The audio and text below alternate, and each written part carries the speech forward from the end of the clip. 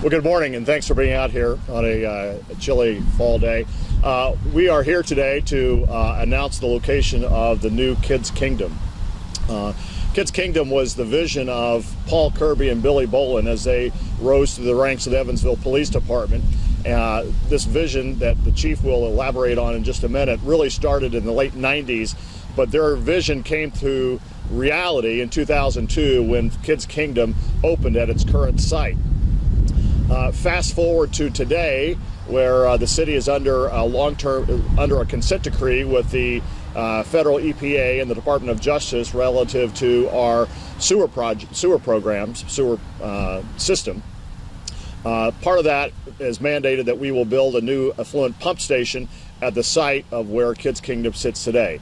The city really has no choice in the matter. That's where the pump station needs to go, given the location of utility lines in this area.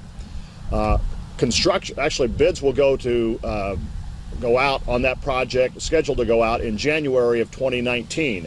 The city's objective, once we really learned of this situation, was to find a new location for Kids Kingdom and begin that process and assure the community that Kids Kingdom will be reopened in a new location before the current location closes sometime in 2019. So we're here today to announce that the new Kids Kingdom will go in this location, between this parking lot and the tennis courts, and we are very excited that this will be in the same proximity as the old Kids Kingdom. Draws just under 100,000 visitors a year, so we're confident, given this location to the museum, the ample parking, and all the activity going on in the area, that this is a great solution. This will be funded through the private sector. Chief Bolin, because he and Lieutenant Kirby had such a vision for this earlier, have committed to go out and raise the money from the private sector again, and they'll talk about that here in a little bit. But I'm so pleased that this project that was really the vision of two members of the EPD, will be able to expand. What we'll have in the future is a bigger, more expanded Kids Kingdom in a great location, and couldn't be more excited. So the idea is that there will be design days, and Brian will talk about the design days coming up later this month. We want the community to be involved in this process, but we would anticipate that once fundraising is completed sometime next year, construction will begin and end next year before the current Kids Kingdom has to be closed for construction of the new pump station.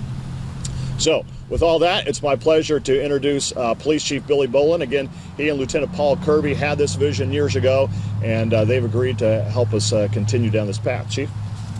Thank you. Well, I am beyond excited to be here today. Over the years, I've told numerous people, for those that don't know me, I have 3 boys. Kids Kingdom is kind of like my 4th child, and I think Paul Kirby would say the same. He's also got 3 sons, and it's like his 4th child. Way back around 2000, we didn't have the nice greenway here. It was a little bitty sidewalk, and my wife and I were down here one weekend walking with the kids, and we only had 2 boys at the time, one in a stroller, and I'm basically griping about how there's nothing to do in downtown Evansville for our kids.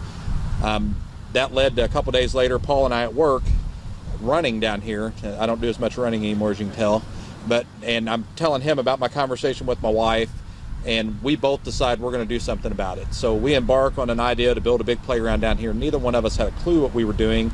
I think if you'd have talked to us 2.5 years into that project, we probably would have both never done it. We pulled a lot of hairs out of our head back then, but when we built Kids Kingdom, it was a community effort. The community donated money to it, sweat, blood, tears. We had over 1,300 volunteers over a week that built Kids Kingdom, and that week was one of the greatest of my life. Getting to do this again, the excitement I have, I know Paul shares it. We're not just going to build Kids Kingdom, a replica here. We're going to build a Kids Kingdom that's going to blow the original Kids Kingdom out of the water. So the old one, it's shown its wear. It was all wood. We're going to be able to use newer materials that will last a lot longer. We won't have mulch. We will have a nice rubber surface. So we're going to have a much better, much bigger playground when we're done. I love the location where it's going to be.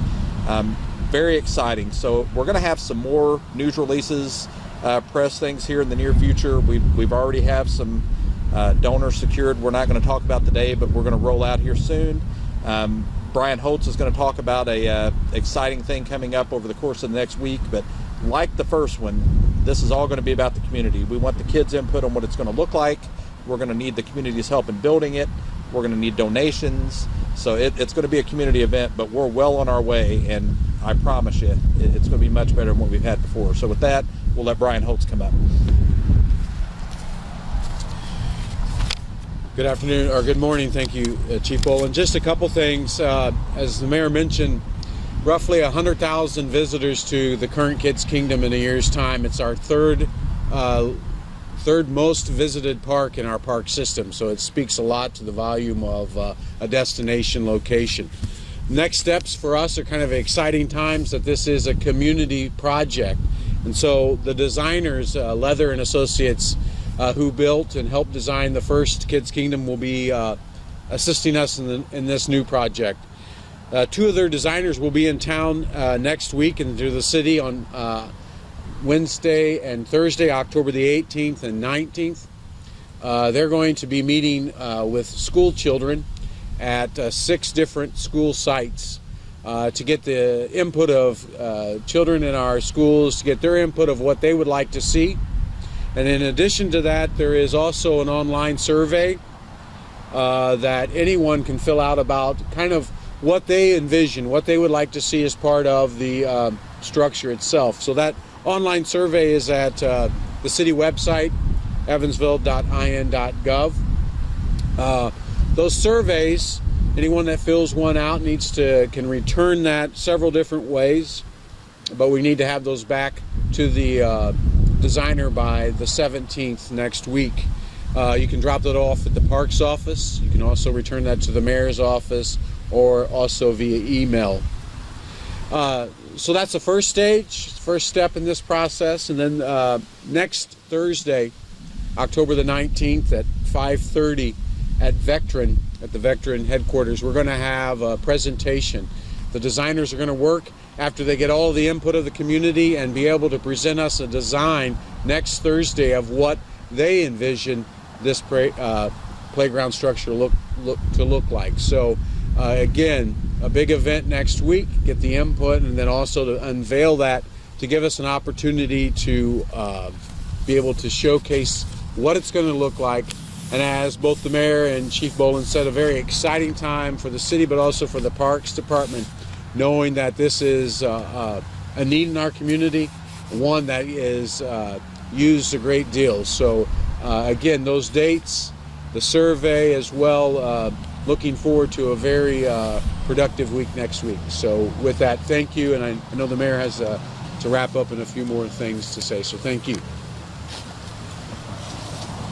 Thanks, Brian and Chief. Wow, we are really excited about this opportunity. This was really instigated, as I said earlier, by what the federal government is mandating us to do with our sewer system. I don't want anyone to ever lose track of that. But the fact that we're able to carry out this really great community vision and take it to a new level for a new generation of young people in our community, I think is really phenomenal.